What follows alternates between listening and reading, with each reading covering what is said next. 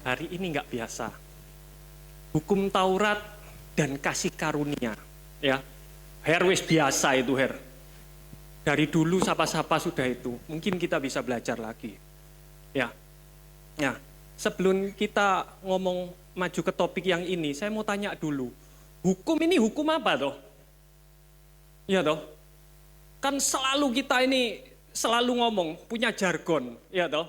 Kita ini sudah tidak di bawah hukum Taurat, tapi di bawah anugerah, di bawah kasih karunia, betul ya?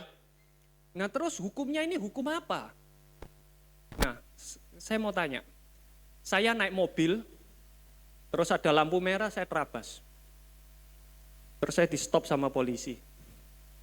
Polisinya bilang, Pak, Bapak ini melanggar hukum. Boleh enggak saya ngomong sama polisinya? Loh Pak, Bapak nggak tahu. Kita ini sudah nggak di bawah hukum Pak. Kita ini sudah di bawah kasih karunia. Boleh enggak saya bilang gitu? Nggak boleh. Kenapa? Karena ini hukumnya antara kita dengan Tuhan. Anda baca atasnya dulu. Jangan cuma dicuplik bawahnya. Ya, dosa tidak akan berkuasa atasmu sebab kamu tidak berada di bawah hukum Taurat, tetapi di bawah anugerah. Berarti ini kalau ngomong dosa, berarti ini hubungan antara manusia dengan Tuhan, bukan hukum antara manusia dengan manusia. Ya, itu yang satu. Jadi tolong kalau ngutip ayat dilihat ya, jangan asal kutip. Oke? Nah, terus habis itu hukum ini apa sih? Hukum Taurat ini apa? Ya, kita belajar dulu asal usulnya hukum Taurat. Jadi kita akhirnya tahu kenapa kok hukum Taurat itu diturunkan untuk siapa? Kenapa kalau hukum Taurat itu jelek kok sama Tuhan diturunkan? Apakah Tuhan jahat? Dan kalau hukum Taurat itu sudah nggak berlaku lagi, apakah kita boleh melanggar semuanya? Ya, nah kita belajar sama-sama. Awalnya, ya, hukum Taurat pertama kali ada itu di kitab Keluaran 20. Tapi sebelumnya saya mau bawa dulu Anda baca. Hukum Taurat ini ditujukan kepada siapa? Ya, Musa naik menghadap Elohim dan Yahweh berseru kepadanya, beginilah harus kau katakan kepada keluarga Yakub dan beritahukan kepada Bani Israel. Berarti untuk siapa? Untuk Israel, bukan untuk kita, ya. Lagi dikatakan apa? Tuhan apa? Jika kamu dengar suaraku dan memegang perjanjianku, maka kamu akan menjadi harta kesayanganku atas segala bangsa, sebab seluruh bumi ini milikku dan kamu akan menjadi imamat rajani, bangsa yang kudus bagiku. Jadi dengan dikasih perintah kalau bangsa Israel dipilih ya, bukan bangsa Israel mengajukan diri, enggak, Tuhan yang pilih, ya, Tuhan yang pilih. Kenapa? Jadi dari antara semua bangsa-bangsa, bangsa Israel ini dipisahkan, dikhususkan untuk jadi contoh, ya. Nah, terus baru di kitab Keluaran 20 baru dikatakan, ya. Omong-omong, kalau sesuai bahasa aslinya, ini bukan hukum Taurat, tapi 10 perkataan Tuhan, ya. Bukan 10 hukum, tapi 10 perkataannya Tuhan, ya. Tuhan bilang apa? Akulah Yahweh Elohimmu, yang telah membawa engkau keluar dari tanah Mesir, dari rumah perbudakan. Sekali lagi ini bukan untuk kita. Kapan kita pernah diperbudak ke Mesir? Ya, kita enggak pernah. Ini untuk bangsa Israel waktu itu. Ya. Nah, ini ayo supaya enggak ngantuk, kita baca sama-sama. Semua harus hafal loh ya ini. Kalau enggak hafal, saya taruh balik ke kelasnya Cisa loh. Sekolah minggu loh. Yang pertama apa? Jangan ada ilah lain di hadapanku. Yang kedua apa? Jangan membuat bagimu patung berhala yang menyerupai apapun yang di langit, di atas, atau di bawah bumi, atau yang ada di bawah air. Tidak boleh engkau sujud kepada mereka atau melayani mereka. Jadi bukan nggak boleh buat patung, jangan salah ya. Yang nggak boleh itu buat patung terus disembah. Kalau buat patung, buat dekorasi, nggak apa-apa. Iya toh, nggak masalah. Tuhan nggak masalah. Bangsa Israel buat patung, jangan disembah. Ya. Yang ketiga apa? Jangan menyebut nama Yahweh Elohimu dengan sembarangan. Karena Yahweh akan memandang bersalah orang yang menyebut namanya untuk kesia-siaan. Ini yang ketiga ya. Yang keempat apa? Ingatlah dan kuduskanlah hari Sabat. Berikutnya yang kelima, hormatilah ayahmu dan ibumu supaya lanjut umurmu di negeri yang diberikan Yahweh Elohim kepadamu. Yang keenam, jangan membunuh, jangan berzina, jangan mencuri, jangan mengucap saksi dusta terhadap sesamamu, jangan mengingini rumah sesamamu, jangan mengingini istrinya sesamamu, hambanya atau semuanya. Ya, ini adalah perintah yang diberikan Tuhan kepada bangsa Israel. Kamu kalau nurut, kamu akan kuberkati. Kalau kamu nggak nurut, akan ada konsekuensinya. Ya, nah, tapi apakah sampai di situ? Enggak. Sama bangsa Israel, bahkan sebelum Musa turun, bangsa Israel sudah ngelanggar. Tiap kali ngelanggar sama Tuhan ditambahi lagi. Ditambahi lagi, dilanggar lagi, ditambahi lagi. Sampai totalnya ada berapa? 613. Ini ada websitenya. Kalau Anda mau baca semuanya bisa, bahkan ada ayat pendukungnya. Ya, kalau Anda mau tahu apa aja sih, aneh-aneh isinya. Ya toh, mulai dari hari-hari festival yang harus dituruti, harus dilakukan oleh bangsa Israel. Kalau nggak dituruti ada konsekuensinya. Ya, sampai hal-hal yang bagi kita aneh, kita pertanyakan. Ya toh, kalau nanam anggur nggak boleh dua macam, nanti tercemar. Kalau bajak jangan lembu dan keledai sama-sama. Dan ini lebih aneh lagi. Kalau pakai pakaian, bahannya enggak boleh campur. Ya, kenapa ini? Ini adalah penggambaran. Ya toh, penggambaran bahwa bangsa Israel itu bangsa yang sudah dikuduskan oleh Tuhan. Jadi punya tata cara sendiri yang itu menggambarkan bahwa bangsa Israel ini enggak sama dunia. Ngerti ya? Enggak sama bangsa-bangsa yang lain. Sudah dikuduskan, diminggirkan, dipisahkan. Jadi ada sesuatu yang membedakan antara bangsa Israel dengan bangsa-bangsa yang lain. Ya, sama dengan festival-festival ini. Ini adalah kalendernya Tuhan. Kalendernya Tuhan ini ditujukan, dikasih tahu kepada bangsa Israel, ya, supaya bangsa Israel tahu apa rencananya Tuhan di masa yang akan datang. Ya, nah terus yang jadi masalah, kalau ini punyanya bangsa Israel, buat apa kita menuruti? Nah, Paulus bilang, sebab jika secara naluriah bangsa-bangsa yang bukan Yahudi, seperti kita, tidak memiliki hukum Taurat, memang nggak dikasih, melakukan hal-hal yang terdapat dalam hukum Taurat, maka meskipun mereka tidak memiliki hukum Taurat, hal itu menjadi hukum Taurat bagi diri mereka sendiri.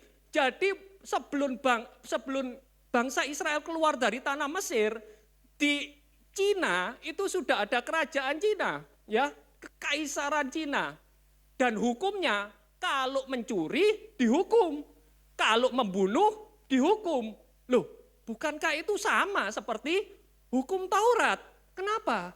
Karena mereka ini menunjukkan bahwa hukum Taurat itu tertulis di hati mereka. Jadi kita semua ini dari itu sudah ada hukum Taurat di hati kita. Walaupun nggak seperti bangsa Israel yang tertulis seperti itu, tapi kita semua tahu nggak gitu gimana caranya.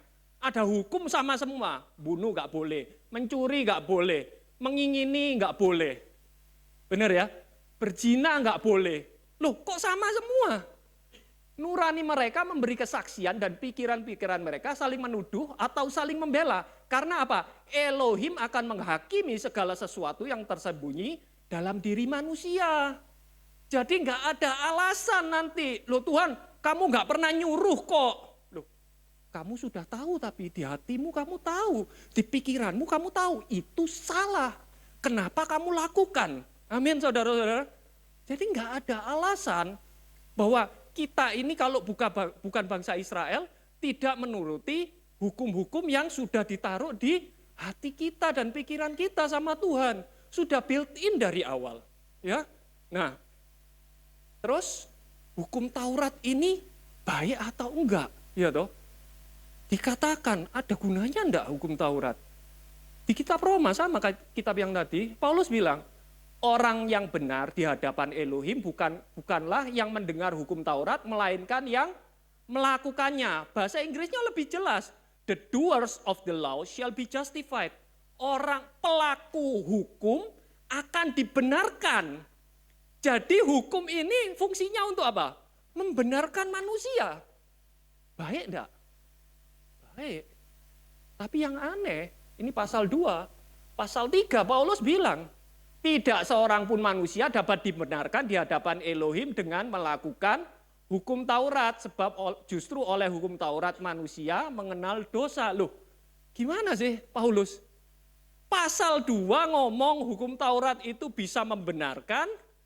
Di pasal 3 seakan-akan Paulus ini lupa. Sehingga terjadi kontradiksi. Loh, nggak bisa kamu melakukan hukum Taurat, nggak bisa dibenarkan. Loh, ini gimana?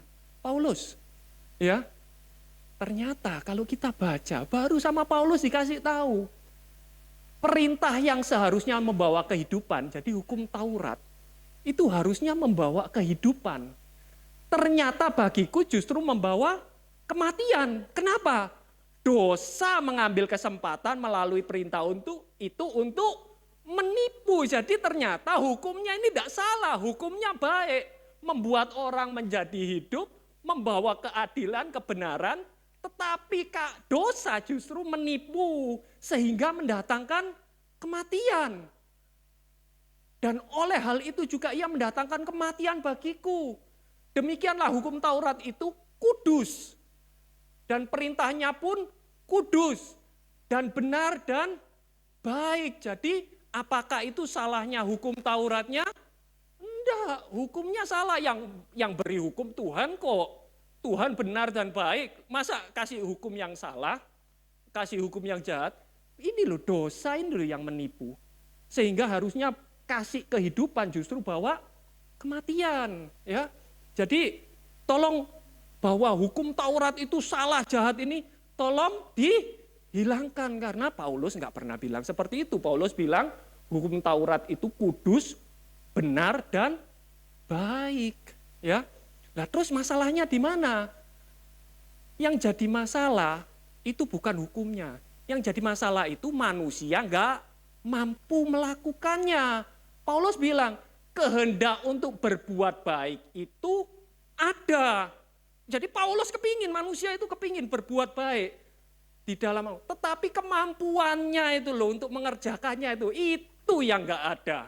Sehingga itu yang jadi bumerang bagi manusia, ya.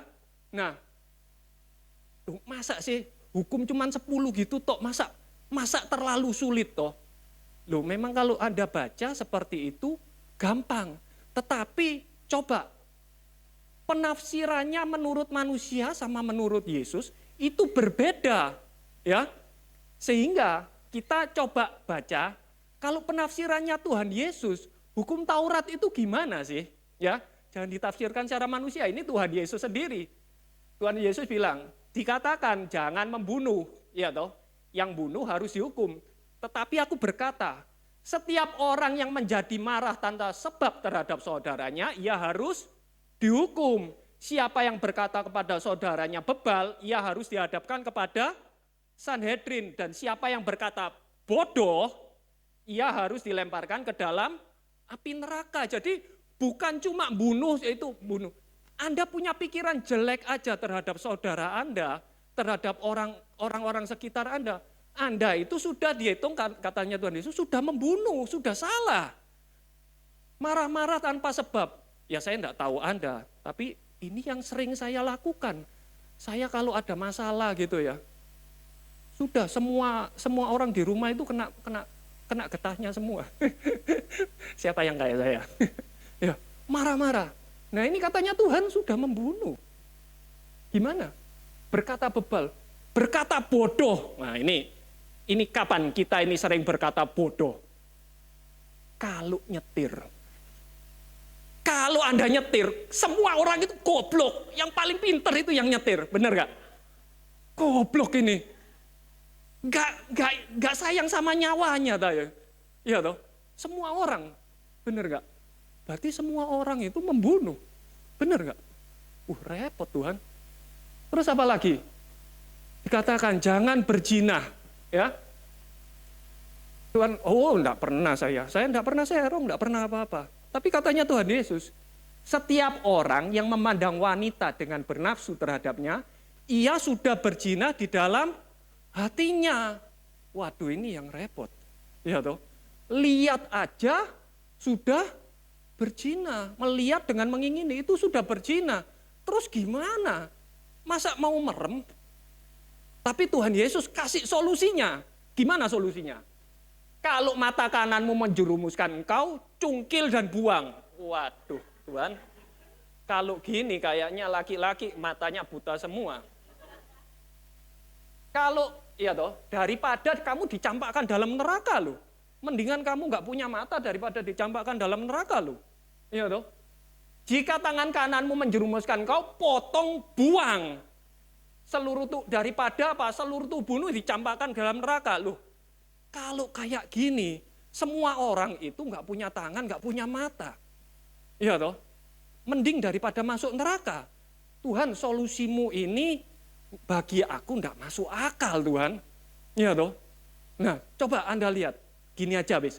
Daripada yang laki yang itu, yang perempuan gini aja. Kerudungi aja semua, ya toh? Jadi kalau melihat, ya toh, kita nggak punya pikiran apa-apa. Tapi Anda lihat, aduh, Masya Allah, wanita ini ya, walaupun kelihatan matanya ini masih menggoda, gimana toh kalian ini? Perempuan-perempuan ini gimana toh? Lihat matanya, waduh, menggoda. Karena itu gimana? Mending gini. Nah ya, gimana?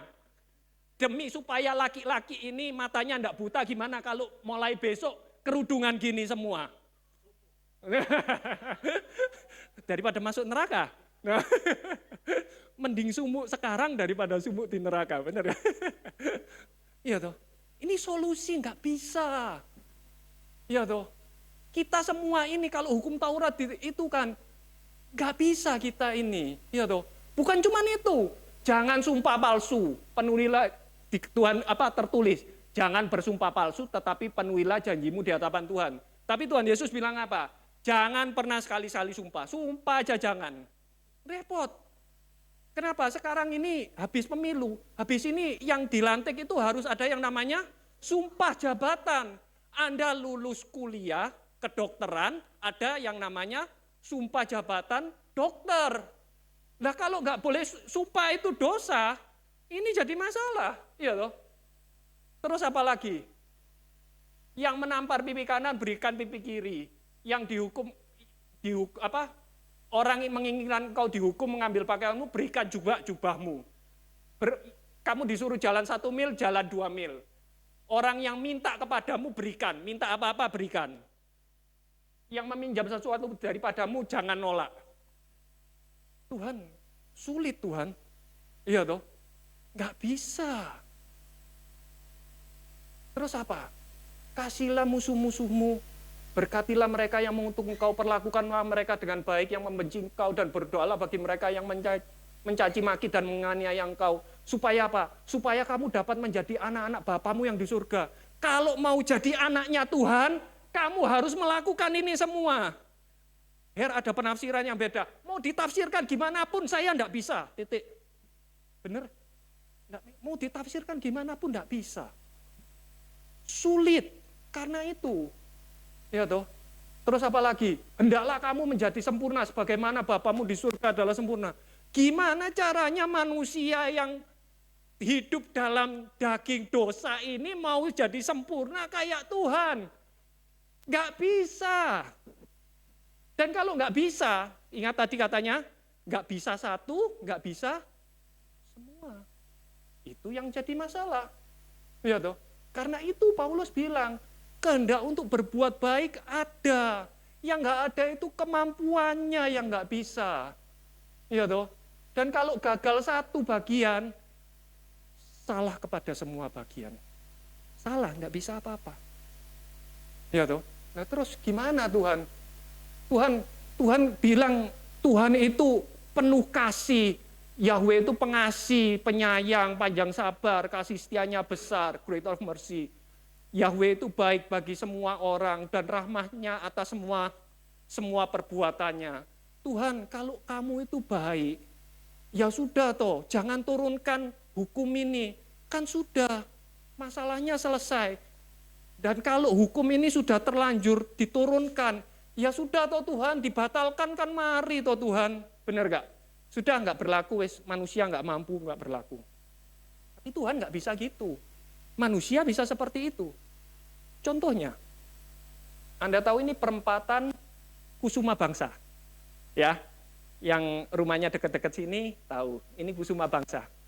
Dulu di sini, di tikungannya ini ada rambu-rambu, becak dilarang lewat, betul ya? Di Kusuma Bangsa ini becak nggak boleh lewat, ya toh. Tapi walaupun di sini ada polisi, becak ini tetap lewat terus. Sampai suatu saat itu saya dengarkan ada yang komplain sama ini, sama loh, itu di mana? Di Kusuma Bangsa itu ada larangan rambu, becak dilarang lewat. Lawang ada polisi di situ, ada becak lewat, kenapa dibiarin? Ya toh. Terus habis itu pembawa acaranya yang, ya Pak, mungkin polisinya kasihan Pak sama tukang becaknya, orang kecil, ya toh. Terus yang telepon jawab gini loh Mbak ya, kalau sudah dibuat hukum, jangan kasihan. Kalau kasihan, dari awal jangan dibuat hukumnya. Loh ya benar kan? Loh kalau kamu sudah buat hukumnya, tegakkan. Apapun resikonya harus ditegakkan. Kalau kamu dari awal kasihan, jangan dibuat hukumnya. Beres. Daripada kayak gini, hukum sudah dibuat ternyata dibatalkan. Ya, sekarang sudah nggak ada rambu-rambunya. Ya toh. Jadi becak mau lawan arah, mau lewat, nggak ada masalah. Ya toh. Tapi itu manusia. Tuhan nggak seperti itu. Tuhan bilang apa? Elohim bukan manusia sehingga dia berdusta. Juga bukan anak manusia sehingga dia menyesal. Apakah setelah dia berfirman dia tidak melakukannya? Atau setelah dia berbicara dia tidak menggenapinya? Jadi Tuhan kalau sudah ngomong nggak mungkin, aduh kasihan ya. Ya udah saya batalkan. Tuhan nggak seperti manusia. Ada Tuhan seperti itu, ada. Tapi bukan Tuhan kita. Dan itu bukan Tuhan. Punya kita ini yang kita sembah benar-benar Tuhan. Real.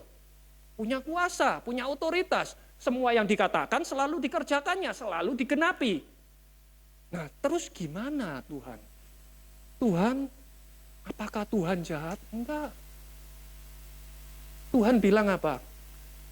Enggak bisa dibatalin. Sesungguhnya aku berkata kepadamu, langit dan bumi ini bisa berlalu. Tetapi satu titik koma dari kitab Taurat tidak akan lenyap sebelum semuanya digenapi. Jadi firman-Nya Tuhan ini bukan titik koma ya. Huruf Ibrani itu enggak ada titik komanya. Ini adalah yod. Yod ya. Hurufnya kecil, cuman centang gini tok, titik gini tok. Tapi yang kecil ini katanya Tuhan. Yod ini walaupun paling kecil enggak akan hilang. Surga boleh berlalu, bumi berlalu, boleh berlalu, tapi firman-Ku tinggal tetap. Amin saudara-saudara. Itu loh Tuhan kita. Kalau ngomong, nggak pernah pelin-pelan. Tuhan nggak bisa nyesel. Karena itu, satu yod aja dari kitab Taurat tidak akan lenyap sebelum digenapi. Gitu loh. Nah, terus gimana?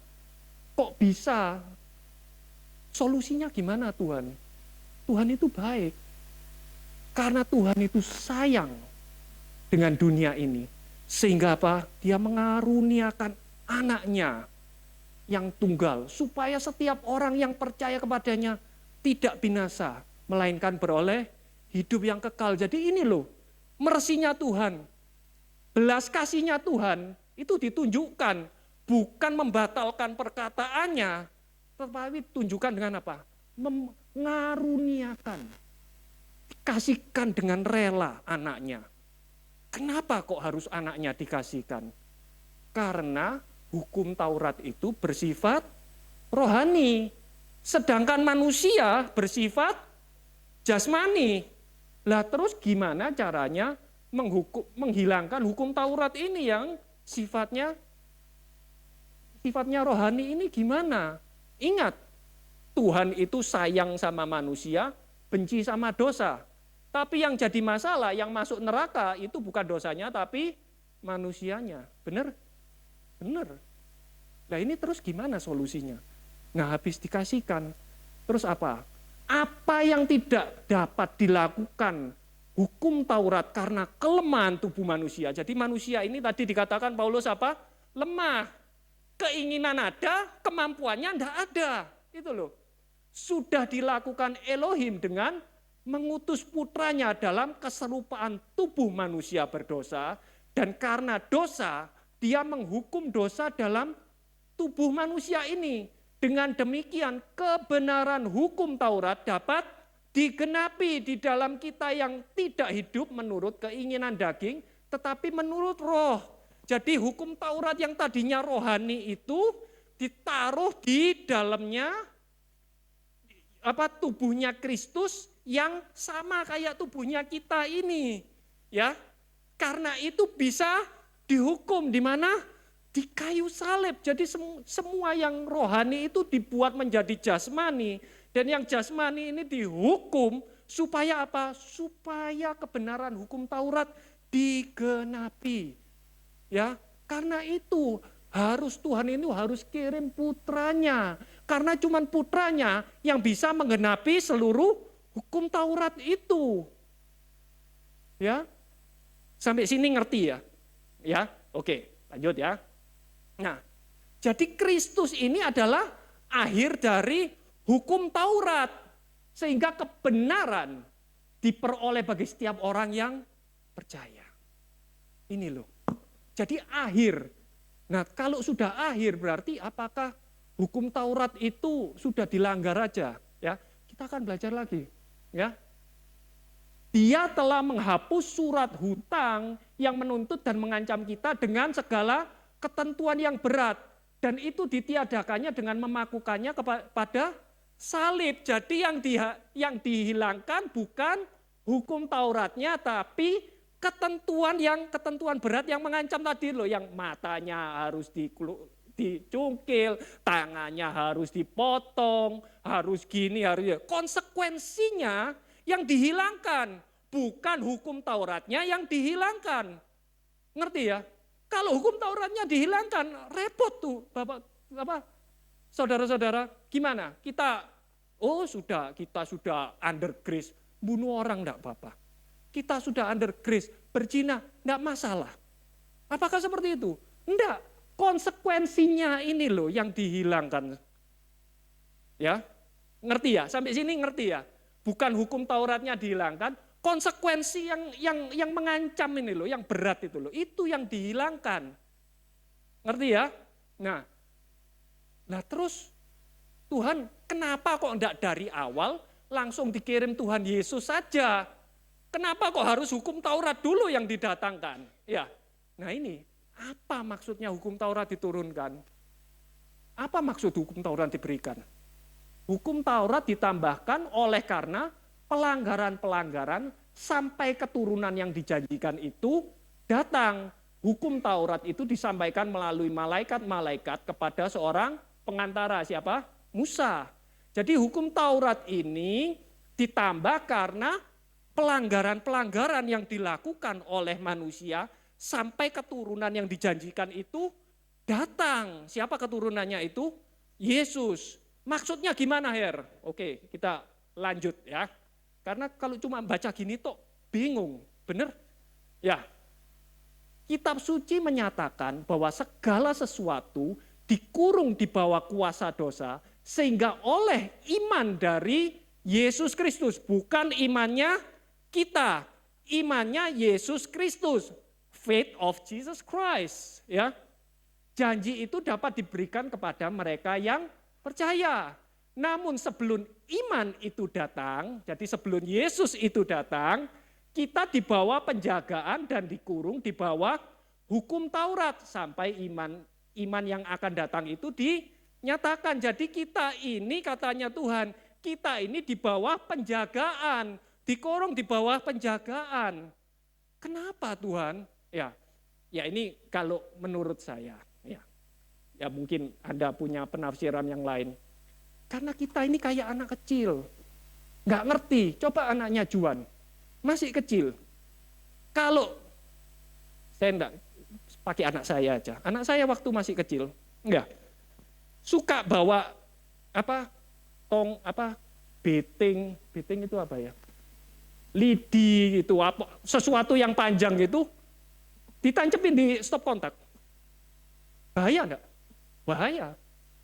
Lah terus habis itu, ini anak baru umur 2. Saya omongin enggak bisa. Kamu jangan gini, bahaya. Kalau kamu gitu, kamu bisa kesetrum bisa meninggal loh. Enggak ngerti, anak saya masih umur 2. Jadi gimana? Jangan loh ya. Kalau kamu sampai pegang itu, kamu dekat situ, saya pukul. Bener? Karena anak kecil enggak ngerti. Diajak ngomong masih belum bisa. Bisanya itu ditakut-takuti. Benar? Dikasih hukum dan dikasih konsekuensi. Supaya apa? Supaya dia tidak melakukan itu. Mungkin itu yang sama. Manusia ini nggak ngerti. Tujuannya Tuhan itu begitu besar. Ya toh? Karena itu dikasih hukum dulu, dikasih perintah, dikasih konsekuensi. Sampai akhirnya datang Yesus. Ya toh? Baru orang bisa ngerti, seperti ini toh. Bahkan sampai sekarang di Israel masih banyak orang yang belum ngerti, yang masih tetap di bawah penjagaan hukum Taurat. Tapi kita ini di bawah kasih karunia, kita sudah ngerti ternyata, semua itu penggenapan sampai keturunan ini, sampai iman ini datang. Ya. Jadi hukum Taurat adalah penuntun bagi kita sampai Kristus datang. Ini loh, berarti hukum Taurat baik apa jelek? Bagus, penuntun bagi kita sampai Kristus datang. Sehingga kita dapat dibenarkan oleh iman. Ingat imannya siapa? Imannya Kristus. Dan setelah iman datang, kita tidak lagi berada di bawah tuntutan hukum Taurat. Sudah, kalau imannya datang, kita sudah dibenarkan, kita sudah tidak dalam penjagaannya hukum Taurat. Karena kamu semua adalah anak-anak Elohim oleh iman dalam Kristus Yesus. Jadi dulu itu kita dididik, kita itu sesudah lulus, kita ini sekarang anak, sudah levelnya di atasnya penjaganya. Amin. Nah ini loh tujuannya hukum Taurat itu. Jadi hukum Taurat itu tidak jahat, saudara-saudara. Bahkan dia ini penuntun, ya. Amin. Jadi jangan punya pikiran yang jahat lagi terhadap hukum Taurat, ya. Nah, dikatakan baru sesudah ini dikatakan apa? Dosa tidak akan berkuasa atasmu. Sebab kamu tidak berada di bawah hukum Taurat, tetapi di bawah anugerah. Jadi kita ini sesudah iman itu datang, kita percaya, kita terima iman itu, akhirnya kita ini sudah enggak berada di bawah hukum Taurat lagi. Kita ini sekarang di bawah kasih karunia, di bawah anugerah, ya. Amin. Nah, dan enaknya kalau di bawah kasih karunia, tuntutan-tuntutan semua itu sudah dipakukan, sudah tidak ada konsekuensinya. Itunya tetap ada, hukumnya tetap ada, tapi konsekuensinya nggak ada. Karena itu demikianlah sekarang tidak ada lagi penghukuman bagi mereka yang ada di dalam Kristus Yesus. Mereka hidup tidak menurut keinginan daging, tetapi menurut roh. Sebab hukum roh kehidupan di dalam Kristus Yesus telah memerdekakan aku dari hukum dosa dan hukum maut. Ya, jadi sudah yang tadi cungkil mata, potong apa itu sudah hilang semua. Sudah nggak ada penghukumannya lagi, nggak ada. Ya, nah, tapi sesudah itu terus gimana? Sudah kita santai-santai aja, enggak. Tuhan Yesus bilang apa? Aku berikan perintah baru. Waduh, Tuhan ada perintah baru lagi lah podo ae Tuhan. Supaya kamu mengasihi seorang terhadap yang lain. Sama seperti aku telah mengasihi kamu. Demikian juga kamu harus mengasihi seorang terhadap yang lain. Jadi sekarang Tuhan kasih perintah baru. Perintahnya ini apa? Kasih. Mengasihi sesama. Tetapi sekali lagi tidak ada penghukumannya. Amin. Yang ada adalah upah. Ya. Jadi kalau kita bisa melakukan kita dapat upah. Tapi kalau nggak bisa ya sudah. Nggak dapat apa-apa tapi nggak ada penghukumannya. Amin. Ini hukum yang baru. Ini perintah yang baru. Apakah cuma untuk mengasihi sesama aja? Enggak. Tuhan bilang kasihilah Tuhan Elohimmu. Kasih Yehova Elohimmu dengan segenap hatimu dan dengan segenap jiwamu dan dengan segenap akal budimu. Inilah perintah yang pertama dan paling utama. Ini loh hukumnya ini kasih. Kasih terhadap Tuhan, kasih terhadap sesama manusia. Ini kita punya hukum yang baru. Hukumnya itu kasih dan adanya upah, tidak ada penghukumannya. Ya. Nggak ada penghukumannya lagi, jadi tenang saja, aman, ya. Nah, ini tidak ada lagi penghukuman mereka. Jadi kita ini sekarang ada, mau dibaca? Ya, demikian sekarang tidak ada lagi penghukuman bagi mereka yang ada di dalam Kristus Yesus. Mereka hidup tidak menurut keinginan daging, tetapi menurut roh. Sebab hukum roh kehidupan di dalam Yesus Kristus telah memerdekakan aku dari hukum dosa dan hukum maut. Jadi cuma ada upah, tidak ada lagi penghukuman. Dalam Kristus Yesus tidak ada lagi penghukuman. Sehingga kita sekarang dimampukan untuk mengasihi Tuhan dan mengasihi sesama. Kenapa kok bisa? Itu yang tadi. Karena Tuhan, aku telah mengasihi kamu. Jadi sebelum kita bisa mengasihi Tuhan, sebelum kita bisa mengasihi sesama, Tuhan sudah mengasihi kita. Dan kasih dari Tuhan ini yang kita salurkan, bukan kasih dari daging kita. Amin saudara-saudara. Kita ini bisa mengasihi bukan karena kita baik. Kita bisa mengasihi karena kita sudah terlebih dahulu mengalami kasihnya Tuhan. Itu yang memampukan kita. Sehingga kita sekarang dimampukan untuk melihat hukum-hukumnya Tuhan, Taurat Musa itu dari sudut pandang yang berbeda. Ya toh? Hukum yang pertama apa katakan? Jangan ada ilah lain di hadapanku. Nah, terus buat apa kita butuh ilah lain di hadapan kita? Karena apa? Kristus sudah ada di dalam kita, yang adalah pengharapan akan kemuliaan. Jadi Kristus ini sudah ada dalam kita tidak butuh. Buat apa kita ada ilah-ilah yang lain? Lawang Tuhan yang maha kuasa, yang sempurna, itu ada di dalam kita. Dan kekuatannya yang bekerja itu begitu dahsyat di dalam kita. Buat apa kita butuh ilah-ilah yang lain yang sebenarnya bukan ilah? Amin saudara-saudara. Kita bisa lihat dengan begini, kita bisa mengasihi Tuhan. Ya toh? Kita mengasihi Tuhan, salah satunya apa ya? Ini menghormati perintah-perintahnya. Tapi dari sudut kacamata yang berbeda. Bukan dengan kekuatan kita, tapi dengan kasih yang sudah kita terima dari Tuhan. Amin. Terus apa lagi? Jangan buat patung berhala menyerupai apapun, jangan sujud menyembah. Buat apa? Itu patung itu dibuat tangan manusia. Tidak ada rohnya. Walaupun wujudnya Yesus Kristus patungnya, oh ini patungnya Tuhan Yesus, ya toh. Kok bisa kamu tahu Tuhan Yesus? Soalnya disalib. Apakah wujudnya Tuhan Yesus itu kayak gitu? Sampai sekarang nggak ada yang tahu wujudnya Tuhan Yesus kayak apa, ya toh. Yang pasti nggak ada rohnya. Sedangkan firman Tuhan bilang apa? Tubuhmu adalah rumahnya Roh Kudus, the temple of the Holy Spirit. Tubuhmu ini roh, ada Roh Kudusnya. Karena itu apa? Dengan tubuh yang ada Roh Kudusnya ini, tubuh ini adalah tempel, bait sucinya Roh Kudus. Muliakan Elohim dengan tubuhmu dan dengan rohmu, yang adalah milik Elohim. Jadi kita bisa mengasihi Tuhan, kita tidak nyembah patung, tapi justru kita menyembah Tuhan yang benar.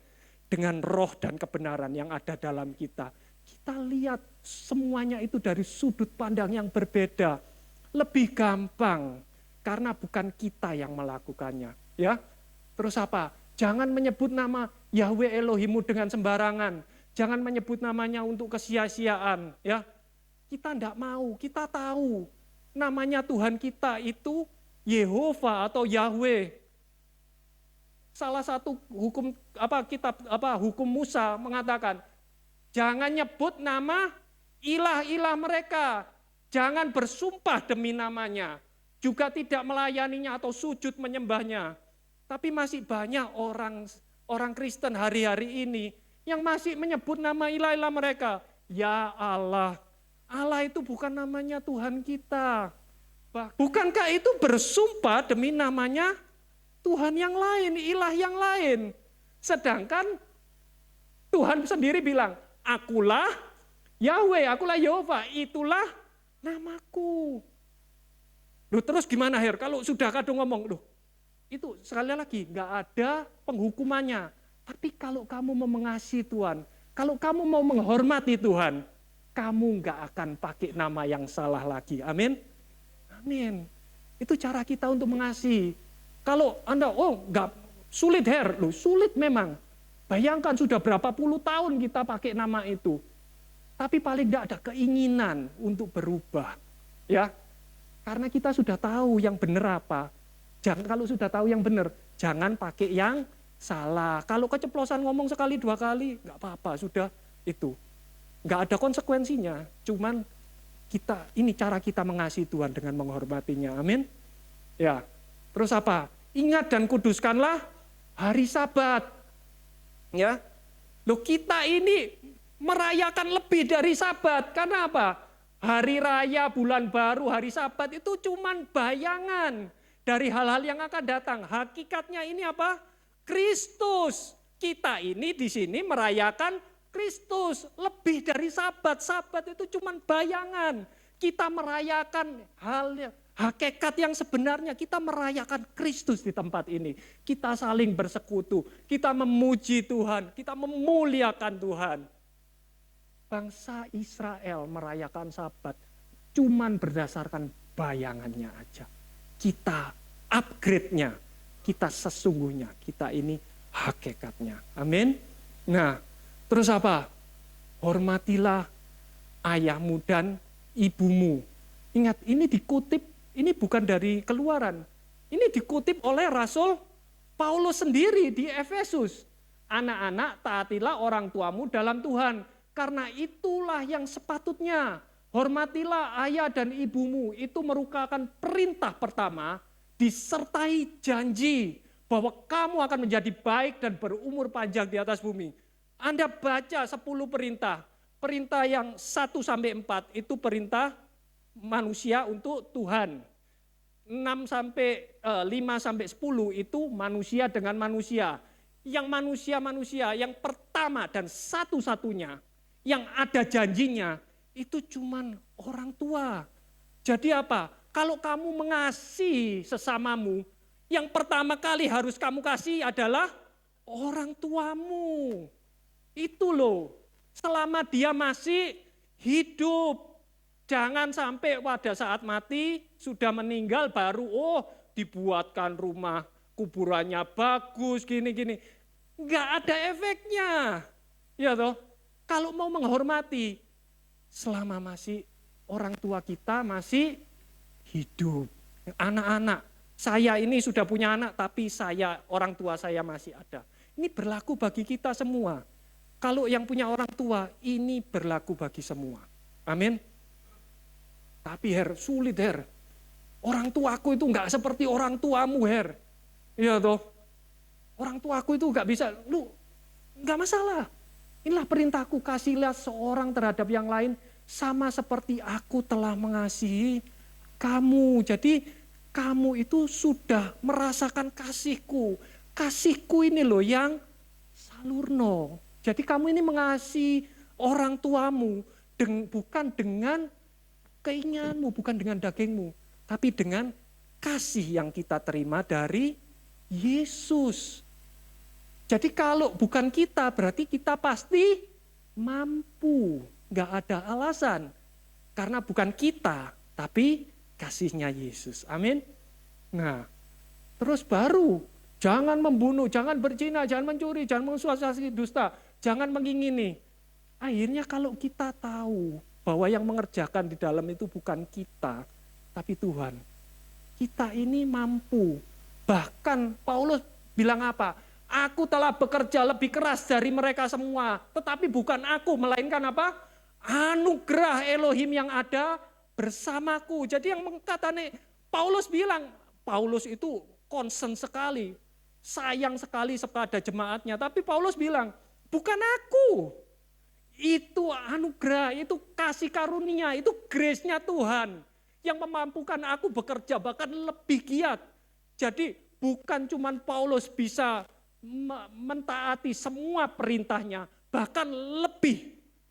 Paulus bisa mentaati 10 perintah itu lebih. Tapi bukan aku, melainkan anugerah Elohim yang ada bersamaku. Amin saudara-saudara. Jadi kalau kita lihat semuanya dari kacamata yang berbeda, ya toh, dan kita tahu jati diri kita, maka kita akan melakukan semua itu bukan, oh ini jangan, ini nanti kalau kamu lakukan ini, bukan. Tapi karena dasar kasih. Apakah kalau aku melakukan ini, apakah aku mengasihi Tuhan? Apakah aku menghormati Tuhan? Kalau aku melakukan ini, apakah aku mengasihi sesamaku? Ini hukumnya sudah kasih, bukan hukum dan konsekuensi. Itu sudah nggak ada pada kita. Dan kita bisa melakukannya dengan lebih tenang, dengan damai, dengan sukacita. Ya. Dan sebagai penutup, ya, dikatakan Elohim itu esa, tidak ada yang lain kecuali Dia, dan mengasihi Dia dengan segenap hati dan dengan segenap pengertian dan dengan segenap jiwa dan dengan segenap kekuatan, serta mengasihi sesama seperti diri sendiri adalah lebih utama daripada segala kurban bakaran dan persembahan. Jadi kalau kita mengasihi Tuhan dengan segenap hati, segenap jiwa, dan kita mengasihi sesama, itu bagi Tuhan lebih daripada kurban bakaran dan persembahan. Amin. Mari kita berdoa. Tuhan, terima kasih Tuhan atas kebenaran-Mu yang memerdekakan kami. Terima kasih Tuhan atas kasih-Mu yang bekerja di dalam kami. Kami bisa melakukan semuanya perintah-Mu. Bukan kami yang mengerjakan, tapi Engkau yang mengerjakan di dalam kami. Kasih karunia-Mu, anugerah-Mu, itulah yang memampukan kami mengerjakan lebih dari yang dituntut oleh hukum. Terima kasih Tuhan atas kasih-Mu yang selalu menaungi kami, menyertai kami, dan memberkati kami sampai kesudahan zaman. Di dalam nama Tuhan Yesus Kristus, semua yang percaya katakan, amin. Mari berikan.